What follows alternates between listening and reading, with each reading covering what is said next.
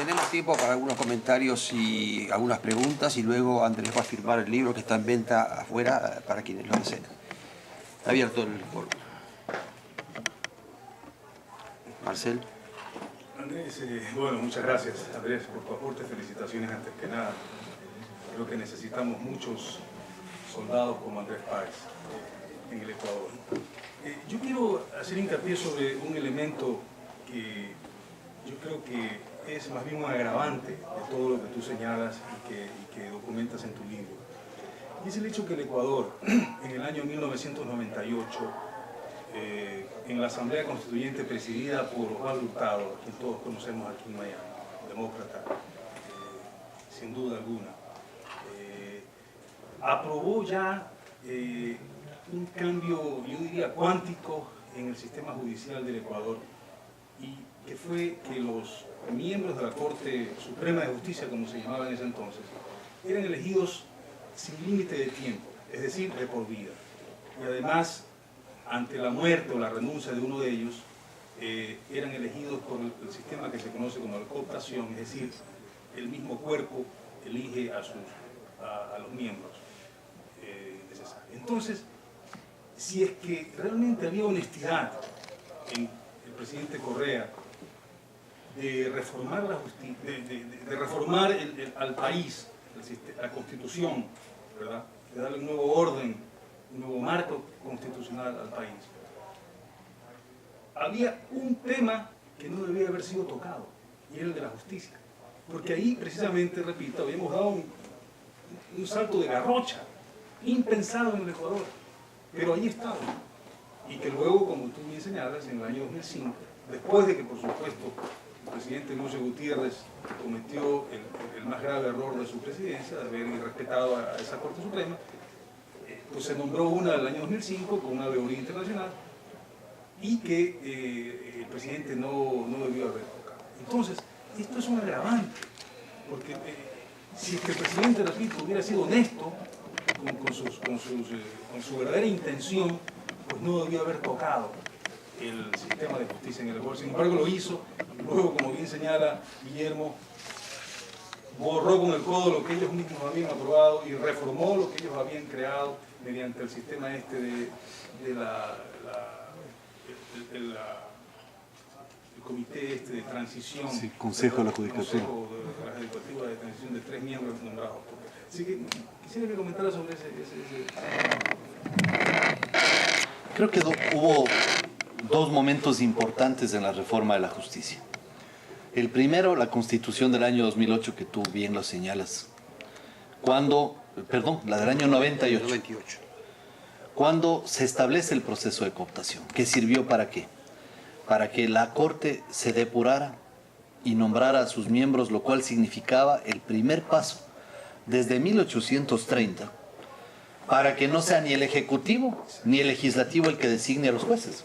Es decir, fue un paso desde el punto de vista cualitativo de una enorme trascendencia, que además ese sistema de cooptación funcionó de la mejor manera en el año 2005, cuando una vez que se designa la nueva Corte con una veeduría internacional, se produce una denuncia contra un juez de la Corte Suprema de apellido Roballo. Las denuncias son tramitadas al interior de la Corte Suprema de manera pública. Se establece que efectivamente este juez tenía responsabilidad en lo que le habían acusado, y la misma Corte lo despacha y lo reemplaza. Luego vino el caso de 1 o 2 jueces más, y la misma Corte saneó sus entrañas y permitió que otros jueces se integren, y por eso esa Corte era respetable y sus fallos se respetaban, porque además la calidad de los fallos era sustancialmente mejor que las que después se expidieron en la Corcho Corte, que fue la corte que organizó Cordero en Montecristi, y lo que es actualmente la Corte de Justicia, la Corte Nacional de Justicia. Un segundo tema que es importante mencionar es que la veeduría del año 2005 fue una veeduría que costó más de $500,000 euros, en donde el gobierno español, el gobierno chileno, la OEA pusieron miembros a monitorear ese proceso y permitieron que efectivamente haya un control sobre la base de un hecho que no se produjo en este último concurso, de que el reglamento no permitía ninguna subjetividad. Solamente se calificaban los documentos presentados por los postulantes. Pero en este concurso se inventaron una prueba de entrevista personal con los miembros del Consejo de la Judicatura. Los tres directamente ligados con el correísmo. Con el agravante de que esta prueba se realizaba al final del proceso. Entonces, cuando ya sabían cuánto habían obtenido en los 90 puntos, venía la prueba de entrevista personal que tenía 10 puntos. Entonces, ¿qué es lo que pasó aquí? A esta jueza Lucy Blasio, que acaba de sentenciarle a un asambleísta, Clever Jiménez, a 18 meses de prisión, le ponen 10 puntos en su examen, la calificación más alta de todo el concurso. Pero Blasio había llegado en el puesto 46, es decir, 25 puestos por detrás del último de los 21 primeros calificados en méritos. Y le ponen 10, mientras que a la mejor postulante de todo el concurso, la que más altas calificaciones sacó, la doctora Yolanda Yupanqui, una jueza de carrera, le ponen en la prueba oral 1,3. Porque si le ponían 1,4, Blasio se quedaba fuera. Pero le ponen 1,3 para que Blasio le gane por una centésima y llegue a la Corte Nacional de Justicia. Por eso Blasio está ahí. Y Yolanda Yupanqui está fuera de la Corte Nacional de Justicia. Entonces, esta subjetividad que se inventaron fue claramente, fríamente calculada para al final del proceso tener cómo asignar ese puntaje y provocar que los jueces que debían estar y que no eran alineados, no estén, y que los jueces que podían ser alineados al oficialismo puedan ser designados. Y un último comentario. Esa veeduría internacional fue después refrendada por el juez Leandro Despoy de las Naciones Unidas, que puso el proceso de reestructuración de la justicia del Ecuador del año 2005 como ejemplo al mundo entero por la transparencia con la que se hizo ese proceso. Puso como ejemplo, imagínense ustedes un país que desde el año 96 tuvo una tendencia a la desinstitucionalización. En el año 2005 pudo recuperar parte de su aliento y avanzar hacia la reinstitucionalización.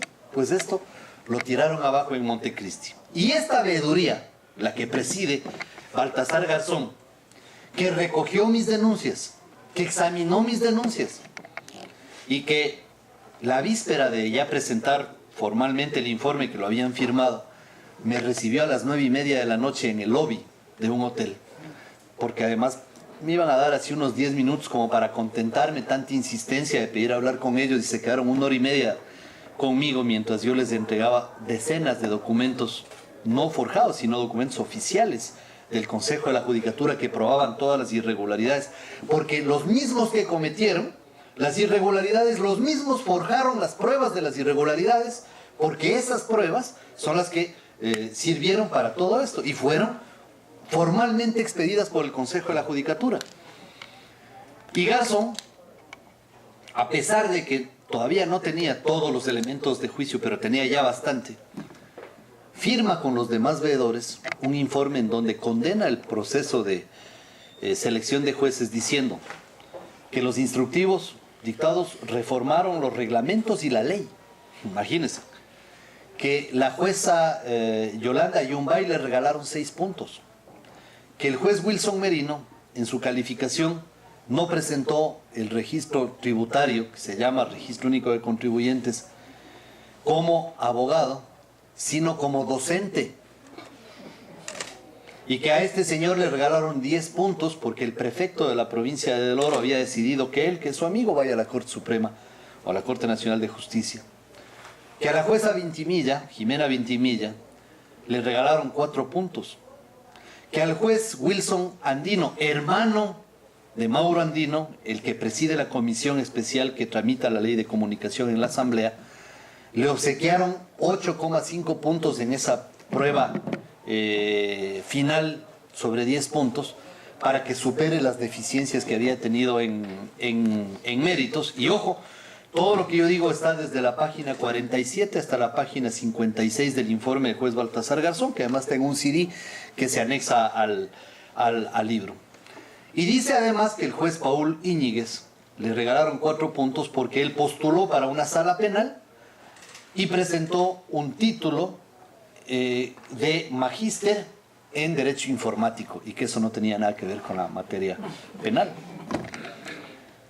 Todo esto dice el informe de Garzón. Y cuando Garzón lo expide, el gobierno trata de tapar el informe, y la resolución del gobierno fue hacer una veeduría a la veeduría. Es decir, crear una veeduría para que analice lo que la veeduría había visto. Obviamente nunca se hizo la veeduría, y ahí está hasta ahora el proceso. No se han cumplido las recomendaciones del proceso, pero como le decía Guillermo hoy día, no solamente fue la Corte Nacional de Justicia, fueron los jueces inferiores también. ¿A quienes? Claro, ya no eran 10 puntos, sino 30 puntos en los jueces inferiores.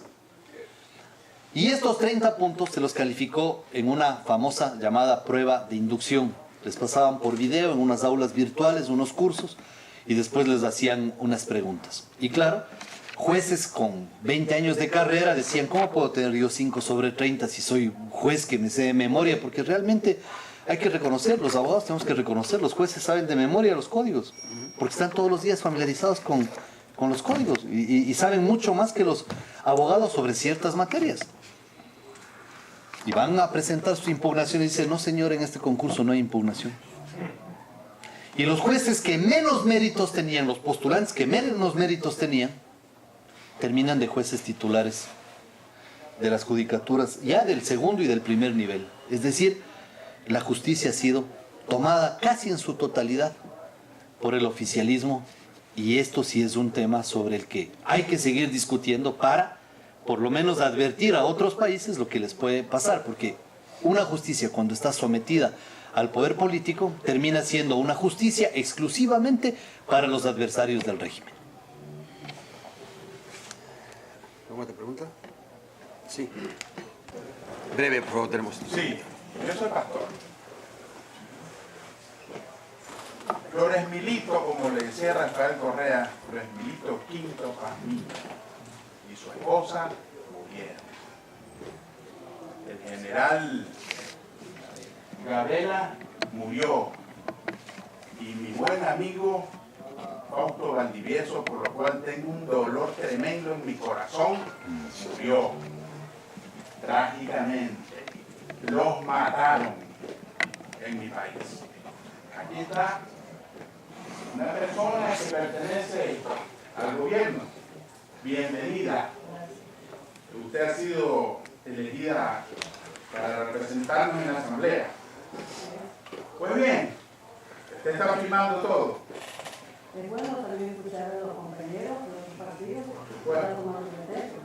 Pero yo quiero decirle en el nombre de Jesús, como dice el Salmo 92, que a sus ángeles pondrá el Señor para que lo defiendan, porque usted es muy valiente y todo lo que ha dicho ahí es la verdad. Que Dios lo bendiga.